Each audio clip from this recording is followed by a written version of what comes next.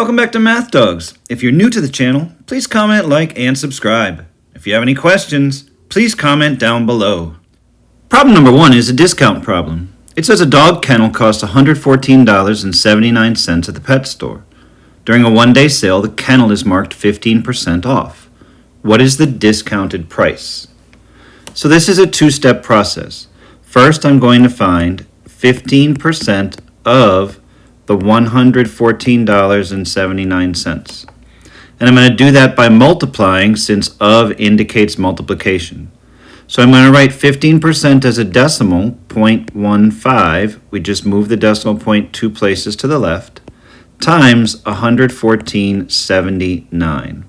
If you punch that in a calculator, you find out that the discount will be $17.22.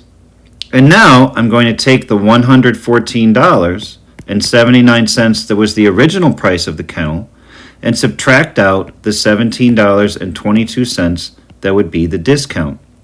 And if I punch that into a calculator, I find out that the discounted price is $97.57. Now there's a second way to do this problem to get right to the answer. If the full price is 100%, and I'm taking off 15%, that leaves me with 85% of the price.